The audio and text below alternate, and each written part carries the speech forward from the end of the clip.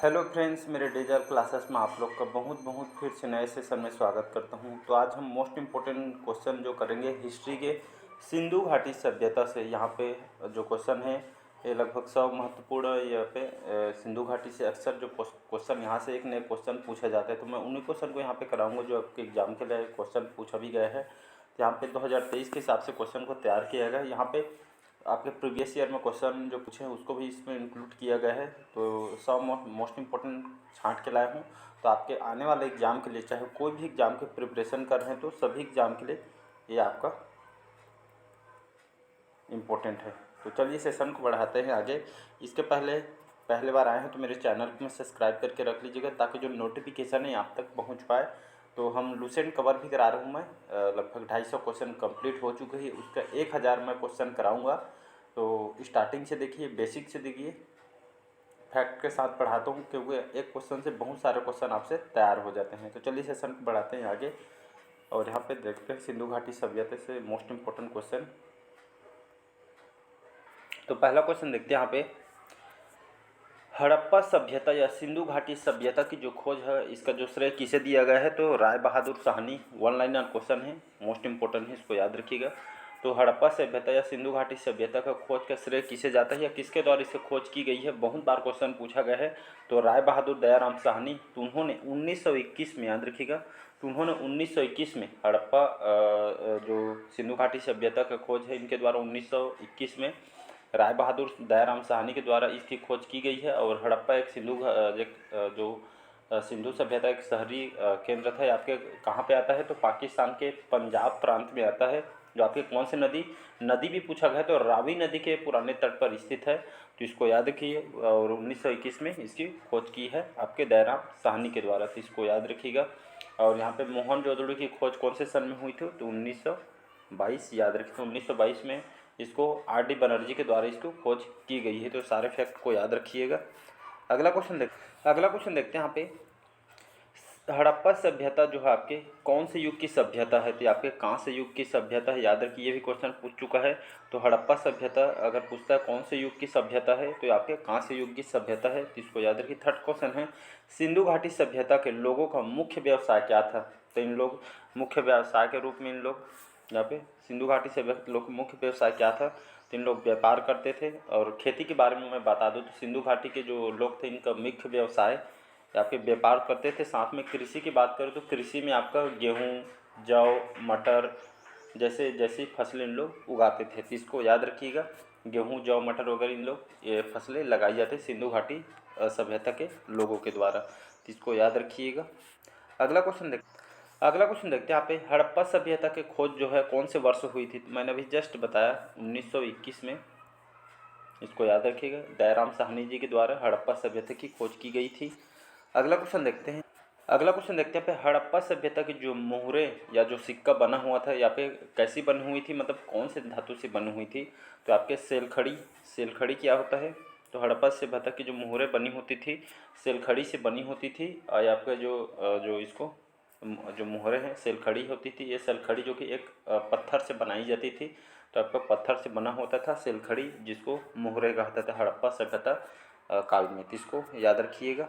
अगला क्वेश्चन देखते हैं यहाँ पे, हड़प्पा सभ्यता के लोगों की सामाजिक पद्धति कैसी थी? तो इन लोगों जो सामाजिक पद्धति मतलब आपस में मतलब कैसे टाइप के इन लोग रखते थे? तो उन लोग उचित समतावादी मतलब इन लोगों की जो पद्धति थी उचित समतावादी थे। तो इसको याद रखिएगा। अगला क्वेश्चन देखते हैं यहाँ पे, ईंटों की कृत्रिम गोदी या डाक यार्ड वाला एकमात्र सिंधु स्थल कौन सा था? तो आपका लोथल था। याद रखिए, लोथल वर्तमान अभी गुजरात में आता था, मतलब गुजरात में आता है। तो इसको याद रखिएगा। ये लगभग 2400 ईसा पूर्व की बात है। तो ईंटों की कृत्रिम गोदी या इसको डाक यार्ड कहते थे। आपका एकमात्र सिंधु स्थल कौन सा था? तो लोथल था। याद रखो, लोथल एक क्या है? कि आपके सिंधु घाटी सभ्यता के प्रमुख बंदरगाह शहर है। तो इसको याद रखिएगा। बहुत बार क्वेश्चन पूछा है तो इसको तो याद रखिएगा। नेक्स्ट क्वेश्चन है, अगला क्वेश्चन देखते हैं, सिंधु घाटी की प्राचीन संस्कृति और आज के हिंदू धर्म के बीच ऑर्गेनिक संबंध का प्रमाण किसकी पूजा से मिलता है? तो आपके पत्थर, पेड़ और पशु से। तो करेक्ट आंसर हो जाएगा पत्थर, पेड़ और पशु, करेक्ट आंसर हो जाएगा। अगला क्वेश्चन देखते हैं यहाँ पे, सिंधु घाटी सभ्यता की मुख्य विशेषता क्या थी? तो आपका इन लोग का जो नगर नियोजन प्रणाली थी, कहने का मतलब है इन लोग सिंधु घाटी सभ्यता का जो आर्थिक जीवन ये आपका विकसित था, अर्थव्यवस्था से मतलब भरा पड़ा था और विकसित अवस्था में था। और आर्थिक जीवन के जो प्रमुख आधार जो कृषि कृषि व्यापार, पशुपालन, शिल्प व्यापार ये आपका इसमें संबंधित है। तो यह आपका देखें तो ये आपका विकसित अवस्था में था, तो नगर नियोजन प्रणाली थी, तो इसको याद रखिएगा। अगला क्वेश्चन देखते हैं, बीना दुर्ग का एकमात्र सिंधु नगर कौन सा था? तो आपका चन्हुदुर्ग था, इसको याद रखिएगा। एक बिना दुर्ग के एकमात्र सिंधु नगर को चन्हुदुर्ग था। चन्हुदुर्ग एक सिंधु घाटी सभ्यता का एक नगर था। ये आपका पुरातत्व मतलब पुरातत्व एक स्थल था जो कि पाकिस्तान के सिंध प्रांत में आता है, तो इसको याद रखिएगा।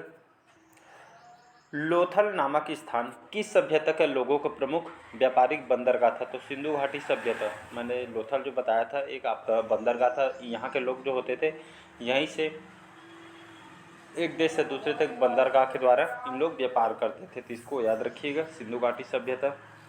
मोहनजोदड़ो में सबसे भवन कौन सा था? तो आपका ध्यानानागा, याद रखिएगा। तो मोहनजोदड़ो में सबसे बड़ा जो भवन था आपका ध्यानानागा नाम से था, तो इसको याद रखिएगा। और आपका दूसरा सबसे बड़ा भवन आपका विशाल स्नानागार था, तो इसको याद रखिए, विशाल स्नानागार आपका ध्यानानागा, तो दोनों को याद। अगला क्वेश्चन देखते हैं, किस द्रव्य के उपयोग जो है आपके हड़प्पा काल की मुद्राओं के निर्माण में मुख्य रूप से किया जाता है? तो यहाँ पे जो मुद्रा बनाते थे, तो इसमें हड़प्पा काल की मुद्राओं के निर्माण में जो आपका टेराकोटा एक द्रव्य का उपयोग किया जाता है, जिससे हड़प्पा काल की मुद्राओं के इससे निर्माण किया जाता था, तो इसको याद रखिएगा। मुहरे बनाने के लिए इसको उपयोग किया जाता था। अगला क्वेश्चन है, हड़प्पा वासी किस वस्तु के उत्पादन में अग्रणी थे? तो यहाँ पे कपास के लिए इनको जाना जाता था। तो हड़प्पा वासी आपके कपास जो खेती के लिए इनको उत्पादन में अग्रणी थे, मतलब आगे थे सबसे ज़्यादा, तो इसको कपास सबसे ज़्यादा इन लोग उगाते थे, घरों घर ऐसे टाइप का। अगला क्वेश्चन है, मोहनजोदड़ो और इसको किस नाम से जाना जाता था? तो इसको मृतकों का टीला के नाम से इसको जाना जाता था, तो इसको याद रखिए। तो मोहनजोदड़ो को और किस नाम से जाना जाता था? मृतकों का टीला के नाम से जाना। अगला क्वेश्चन, ये क्वेश्चन बहुत बार क्वेश्चन को रिपीट भी किया गया है। तो सिंधु घाटी सभ्यता के जो लोगों का कौन से धातु का ज्ञान नहीं था? तो आपका लोहे का इन लोग को ज्ञान नहीं था, याद रखिए। लोग उस समय शायद विकसित नहीं कर पाए थे या उन लोग को ज्ञान नहीं थे, इस तरफ से देखें तो सिंधु घाटी सभ्यता का लोगों को लोहे के धातु का ज्ञान नहीं था। तो यहाँ पे जो सिंधु घाटी सभ्यता का लिपि अभी तक ज्ञात नहीं किया जा चुका है। जितने भी चित्रात्मक लिपि है उसको अभी तक पढ़ पाए हैं, तो इसको याद रखिएगा। अगला क्वेश्चन देखते हैं, सिंधु घाटी सभ्यता के जो लोग हैं इस किसकी उपासना करते या इन लोग भगवान की तरफ पूछते थे? तो सिंधु घाटी सभ्यता के लोग किसकी उपासना करते थे? तो पशुपति जो भगवान शिव जी की इन लोग पूजा अर्चना वगैरह करते थे, इन लोग के इष्ट देव थे। तो याद रखें, पशुपति भगवान शिव जी की इन लोग पूजा अर्चना करते थे।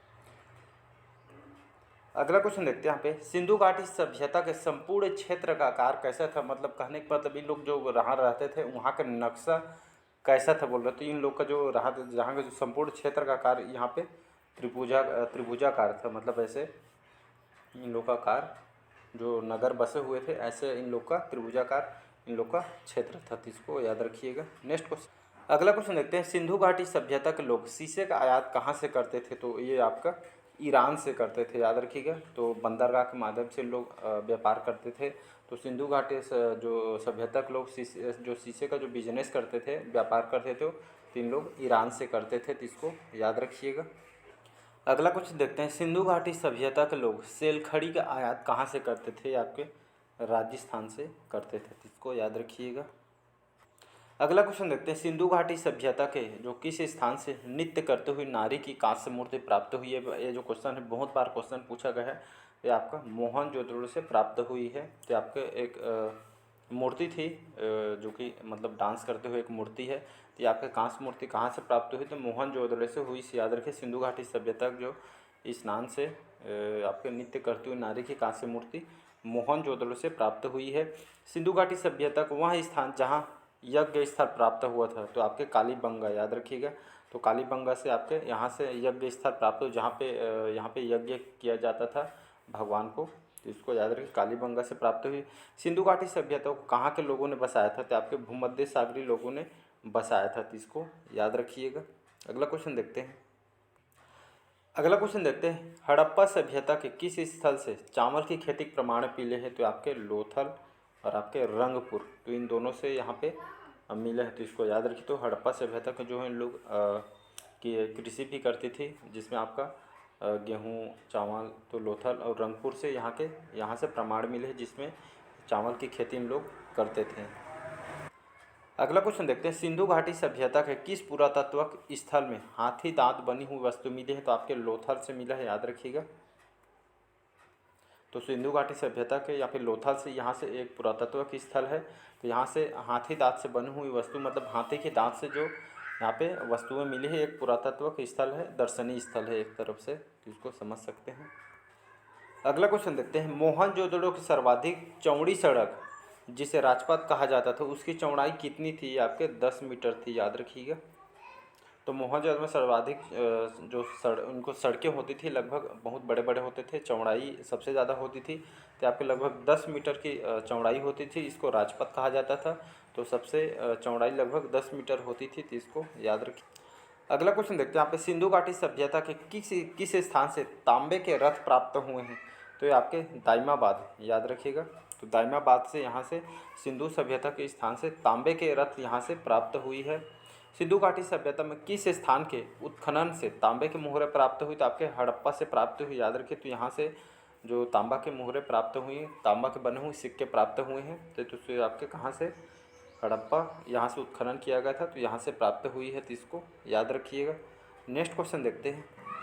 अगला क्वेश्चन देखते हैं, भारत में चांदी की उपलब्धता के प्राचीनतम साक्ष्य कहाँ से मिले? तो आपके हड़प्पा सभ्यता से मिले, इसको याद रखिएगा। तो भारत में चांदी की उपलब्धता के प्राचीनतम साक्ष्य हड़प्पा सभ्यता से हुई है। और 31 क्वेश्चन है, सिंधु घाटी सभ्यता के मुद्राओं में किस देवता के समतुल्य चित्रांकन मिलता है? तो आपके आद्य शिव जी की चित्रांकन मिलता है। इन लोग का भगवान की तरह इन लोग पूजा पाठ वगैरह करते थे। तो सिंधु घाटी सभ्यता की मुद्राओं में भगवान शिव जी की समतुल्य चित्रांकन मिलता है, मतलब जो सिक्के होते थे उनका शिव जी के उनका प्रतिमा उस सिक्के में मतलब वैसे टाइप के ढाला गया था, बनाया गया था। तो आज का सेशन यहीं तक रखते हैं, बाकी जो क्वेश्चन हम नेक्स्ट पार्ट में कवर करेंगे। तो लगभग 31 क्वेश्चन है, तो इस बार आगे का क्वेश्चन जो है आपके नेक्स्ट पार्ट में कवर कराया जाएगा। तो चैनल को सब्सक्राइब करके रख लीजिएगा ताकि जो नोटिफिकेशन है आप तक पहुंच पाए। तो चलिए मिलते हैं अगले पार्ट में। Thank you.